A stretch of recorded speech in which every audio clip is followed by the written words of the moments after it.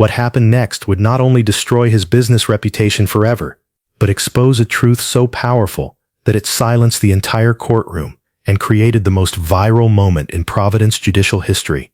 This story shows us what happens when prejudice meets justice, when someone assumes they know a person's worth based on their appearance, and when a successful businessman discovers that the parking officer he mocked has a story that will humble him in ways he never imagined. But before we dive into this incredible confrontation between racism and respect, less than 2% of you watching are actually subscribed, so please hit that subscribe button, because this story about dignity, service, and the consequences of prejudice deserves to reach everyone who needs to understand that respect isn't about where someone comes from. It's about recognizing the humanity in every person. It's a bright Thursday morning in early September, and Providence Municipal Court is handling its usual docket of traffic violations and municipal infractions. At exactly 10:45 a.m., the courtroom doors open, and in walks Marcus Thompson, a 52-year-old restaurant owner who operates Thompson's Steakhouse, one of the more upscale dining establishments on Federal Hill. Marcus moves with the confident swagger of someone who's used to being the most important person in any room. He's wearing an expensive tailored suit, Italian leather shoes, and a Rolex watch that catches the courtroom lights. His entire demeanor radiates the superiority that comes from years of financial success and social status in Providence's restaurant community. Marcus is here because 3 weeks ago, he received a citation for parking in a no-parking zone outside his own restaurant during dinner rush. When parking officer Maria Rodriguez approached to issue the citation, Marcus barely looked at her, waved his hand dismissively, and said he'd take care of it later before rushing into his restaurant. Officer Rodriguez completed the citation and left it on his windshield. The fine is standard $125 plus court costs, but Marcus isn't here to pay anything. He's here because he believes his status as a successful business owner should exempt him from what he considers minor parking enforcement. What Marcus doesn't realize is that he's about to make the biggest mistake of his professional life, and it won't be the parking violation that destroys him. It will be what comes out of his mouth in the next few minutes. Marcus Thompson, the court clerk, announces. Marcus steps forward, clearly viewing this proceeding as an inconvenient interruption to his busy schedule. Judge Caprio looks up from his paperwork with the experienced eye of someone who has dealt with every form of entitlement imaginable. Mr. Thompson, Judge Caprio begins, you're charged with parking in a designated no-parking zone in violation of City Ordinance 2215. This violation occurred on August 12th at 7:30 p.m. outside Thompson's Steakhouse. How do you plead? Your Honor, Marcus says with a slight smirk, I'm pleading not guilty because this citation was issued by someone who clearly doesn't understand the realities of running a successful business. I own that restaurant, and I was parking in front of my own property during a critical business meeting. Judge Caprio sets down his pen. Mr. Thompson, does owning property adjacent to a no-parking zone give you legal authority to park there? Marcus shifts his weight, irritation flashing across his face.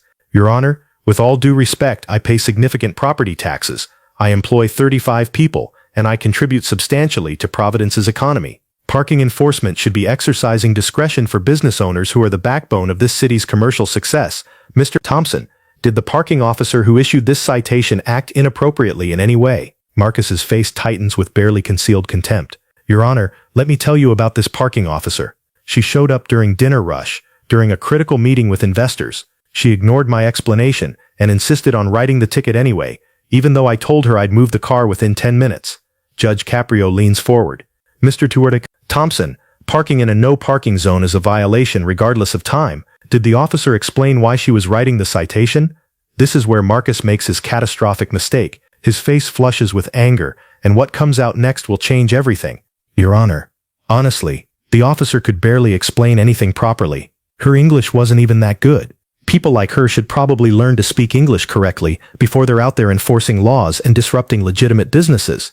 The courtroom falls into shocked silence. Marcus has just made a racist comment about Officer Rodriguez's English skills in open court, but Marcus, completely oblivious, continues digging deeper. I mean, Your Honor, I'm all for diversity, but when you're dealing with business owners and professionals, you need parking enforcement who can communicate at a certain level. This officer, Rodriguez I think her name was, she just didn't have the sophistication to understand the situation. What Judge Caprio does next will systematically destroy Marcus's arrogance and expose a truth so powerful that it will haunt Marcus for the rest of his life. Judge Caprio slowly removes his glasses. The gesture that signals something monumental is about to happen. He sets them down with deliberate precision, and his expression changes from neutral authority to something much more serious. "Mr. Thompson," Judge Caprio says, his voice deadly calm, "I want to make absolutely certain I heard you correctly. Are you telling this court that Officer Maria Rodriguez couldn't communicate properly because of her English skills?" Marcus actually nods with confidence. "Yes, Your Honor. She understood enough to write the ticket, but when I was explaining the business situation, she just kept repeating the same thing about it being a no parking zone. It was like she couldn't grasp the bigger picture." Judge Caprio's expression doesn't change, but everyone can feel the temperature drop. "Mr. Thompson, do you know anything about Officer Rodriguez beyond your brief encounter?" Marcus shrugs dismissively. "Your Honor, I know she's a parking officer who disrupted my business and cost me a potential $2 million investment deal. That's what I know." What you're about to witness is Judge Caprio delivering justice with such precision and power that it will completely dismantle Marcus's prejudice. Judge Caprio stands up from his bench and walks around to the front, eliminating the formal barrier. "Mr. Thompson, I'm going to tell you about Officer Maria Rodriguez, the woman whose English skills you just questioned, the woman whose sophistication you just insulted in my courtroom." Marcus shifts uncomfortably, finally sensing danger. Officer Rodriguez is a 12-year veteran of the Providence Parking Authority. But before that, Mr. Thompson, she served 8 years in the United States Marine Corps. The courtroom is absolutely silent as Judge Caprio continues. Officer Rodriguez served 2 combat tours in Iraq and 1 in Afghanistan. She was a combat translator, Mr. Thompson.